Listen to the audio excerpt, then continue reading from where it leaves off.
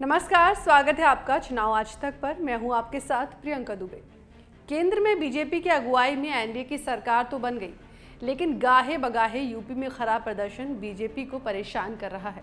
2019 के लोकसभा चुनाव में बीजेपी को राज्य में करीब 50% वोट हासिल हुए थे, लेकिन इस बार बीजेपी का वोट शेयर 41.37% तक सिमट गया। इसी का नतीजा है कि केंद्र की राजनीति में विपक्ष इस बार काफी मजबूत स्थिति में नजर आ रहा है। बीजेपी के खराब प्रदर्शन की लगातार समीक्षा हो रही है। बीजेपी ने 19 जून से लेकर 25 जून के बीच वाराणसी और लखनऊ को छोड़कर यूपी की 78 सीटों पर अपने प्रदर्शन की समीक्षा की है, जिसके लिए 24 सवालों का सेट तैयार किया गया है। इन सवालों के साथ बीजेपी के वरिष्ठ नेताओं की टीम स्थानीय स्तर के नेताओं से मिली और जानने की कोशिश की कि पार्टी देश के सबसे बड़े सूबे में केवल 33 सीटों पर कैसे सिमट गई। यहां तक कि जीत हुई सीटों पर भी उनकी जीत का मार्जिन कम कैसे हो गया। इस रिपोर्ट को जल्द ही पार्टी के केंद्रीय नेतृत्व को सौंपा जा सकता है। इस समीक्षा में मोटे तौर पर विपक्ष द्वारा संविधान और आरक्षण के मुद्दे पर चलाया गया अभियान, पेपर लीक और बेरोजगारी की वजह से समाज में फैली निराशा को बताया गया है। साथ ही प्रशासनिक मशीनरी की ओर से बीजेपी कार्यकर्ताओं की उपेक्षा में भी पार्टी को बड़ा नुकसान पहुंचा है। समीक्षा में निकला कि बीजेपी के कार्यकर्ता बड़े निराश थे। पुलिस स्टेशनों और तहसीलों में अधिकारियों द्वारा उनका अपमान किया जा रहा था।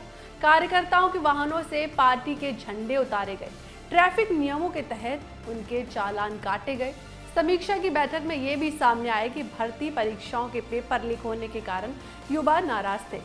इस गुस्से में उनके परिवार वाले भी शामिल थे। हालांकि योगी सरकार ने पिछले महीने ही पेपर लीक के खिलाफ नया कानून बनाया है, जिसके तहत आजीवन कारावास तक की सजा हो सकती है या 1 करोड़ रुपए फाइन भी हो सकता है। लेकिन समीक्षा में इस बिंदु के सामने आने से साफ है कि ये कानून अगर पहले बना लिया गया होता तो बीजेपी को होने वाले नुकसान से बचाया जा सकता था।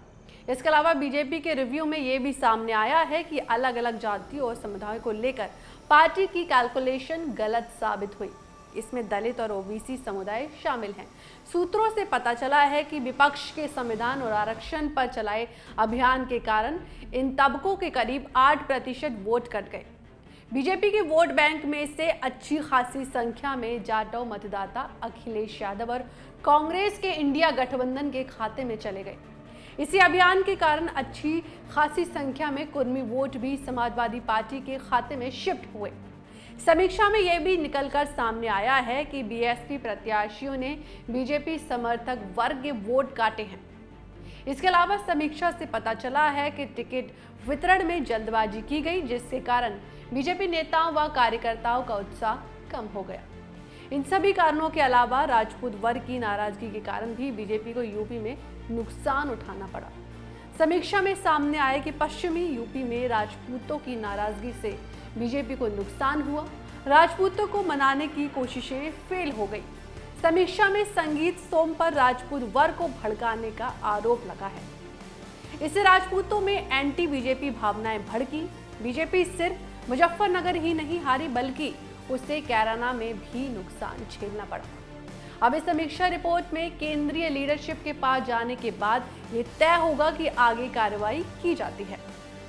इस खबर पर फिलहाल मेरे साथ इतना ही। चुनाव आज तक पर आप दुनिया भर के चुनाव और चुनाव को प्रभावित करने वाली राजनीतिक खबरों को देख सकते हैं। ये वीडियो आपको पसंद आए तो लाइक करें, साथ ही हमारा चैनल सब्सक्राइब करना ना भूलें। नमस्कार।